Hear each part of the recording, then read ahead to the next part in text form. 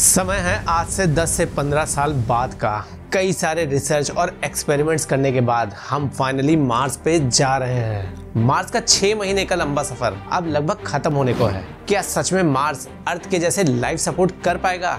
ये कुछ ही देर में पता चलने वाला था। हमारा शरीर पहली बार मार्स के वातावरण को एक्सपीरियंस करेगा। मंजर बेहद डरावना हो सकता है, लेकिन उससे भी ज्यादा डरावना मार्स से ली गई अर्थ की ये तस्वीर है। स्पेसक्राफ्ट का दरवाजा खुलते ही हम पहली बार मार्स की मिट्टी पर कदम रखते हैं। दोपहर का टाइम है, लेकिन मार्स का वातावरण अभी भी ठंडा है, बजाय इसके कि यहाँ समर्स चल रहे हैं। जी हाँ दोस्तों, आपने सही सुना है, समर्स। मार्स पे भी अर्थ से मिलते जुलते 4 अलग अलग मौसम होते हैं: स्प्रिंग, समर, ऑटम और विंटर।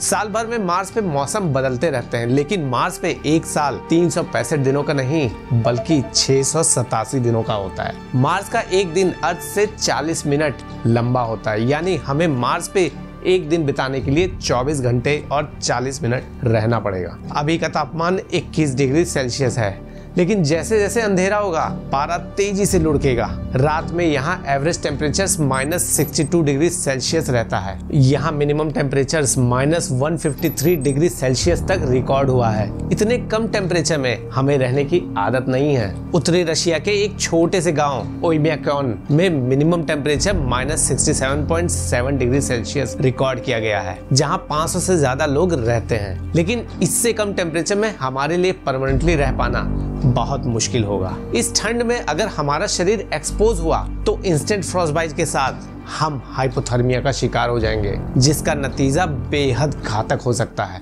ठंड लगने के साथ साथ यहाँ हमें घुटन भी महसूस हो रही है। हमें सांस लेने में दिक्कत सी लग रही है। मार्स का एटमॉस्फेयर 96% कार्बन डाइऑक्साइड से बना हुआ है।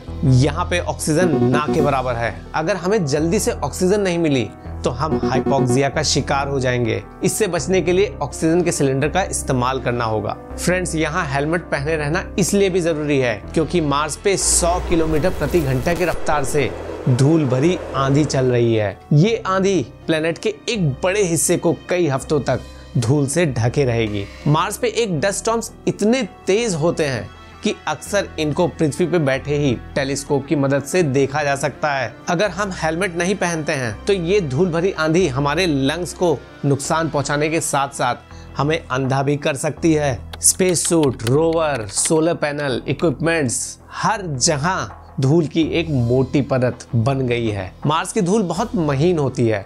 ये आसानी से किसी भी सरफेस पे चिपक सकती है, चाहे वो सरफेस ग्लास का ही क्यों ना हो। ये धूल इंस्ट्रूमेंट्स के अंदर घुसकर उन्हें खराब भी कर सकती हैं। इस धूल भरी आंधी का एक और नुकसान है, ये सूरज की रोशनी को ब्लॉक कर देगी, जिससे सोलर पैनल्स कई हफ्तों तक पावर जनरेट नहीं कर पाएंगे। आप गैस कर सकते हैं ऐसे केस में क्या होगा। जी हाँ दोस्तों, पावर ना मिलने से सारे इंस्ट्रूमेंट्स ठप हो जाएंगे। एक बात तो क्लियर है, अगर मार्स पे लंबे समय तक रहना है तो हम सिर्फ सोलर पावर के भरोसे नहीं रह सकते हैं।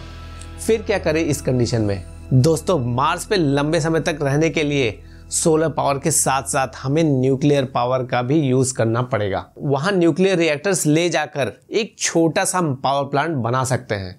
लेकिन मार्स पे चैलेंजेस अभी खत्म नहीं हुए हैं। एक बहुत बड़ा चैलेंज अभी भी हमारे सामने है, इसका extremely low atmospheric pressure. Mars पे एटमॉस्फेरिक प्रेशर पृथ्वी का बस 1% ही है। इतने कम एटमॉस्फेरिक प्रेशर में कोई भी फ्लूइड तुरंत उबलने लगेगी, इंक्लूडिंग आवर बॉडी फ्लूइड्स। सोच के भी डर लगता है। इस कंडीशन को एब्यूलिज्म कहते हैं। कब खून खौलेगा रे तेरा?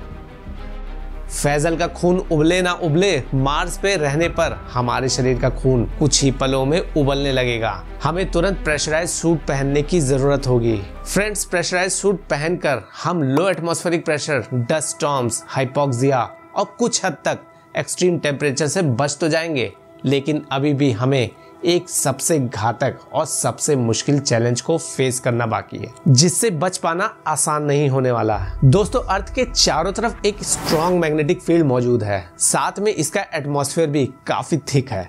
ये दोनों हमें सोलर स्टॉर्म से बचाने के साथ साथ कॉस्मिक रेडिएशन से भी बचाते हैं। लेकिन मार्स के केस में ना तो एटमॉस्फेयर ही थिक है, ना वहाँ किसी प्रकार का मैग्नेटिक फील्ड है। ऐसे में मार्स का surface continuously intense cosmic radiation और सोलर स्टॉर्म से बॉम्बार्ड होता रहता है। इन इंटेंस रेडिएशन के चपेट में आना हमारे लिए जानलेवा हो जाएगा दोस्तों। इससे बचने के लिए हमें मार्स पे 2 से 3 मीटर गहरा गड्ढा खोदना पड़ेगा और उसके अंदर रहना होगा। बेसिकली एक बिल बनाना पड़ेगा चूहों और सांपों की तरह। इसके अलावा मार्स की लो ग्रेविटी भी हमारे बॉडी को अफेक्ट करेगी। मार्स पे अर्थ के मुकाबले 38% ही ग्रेविटी है, यानी अगर आपका वजन 100 kgs है तो आप मार्स पे 38 kgs के ही होंगे। लो ग्रेविटी की वजह से हमारे हार्ट को ब्लड पंप करने में कम मेहनत करनी होगी, जिससे समय के साथ साथ वो आलसी और कमजोर हो जाएगा। साथ में बोन्स भी कमजोर हो जाएंगी, मसल्स भी हल्की और वीक हो जाएंगी, मतलब शरीर की वॉट लग जाएगी।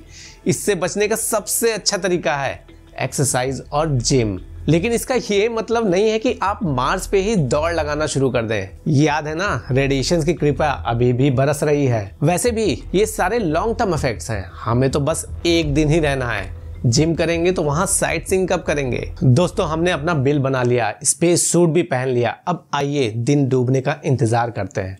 हमें यहाँ से अर्थ को भी तो देखना है। सूरज जैसे जैसे नीचे जा रहा है, मार्स पे लालिमा और गहरी होती जा रही है।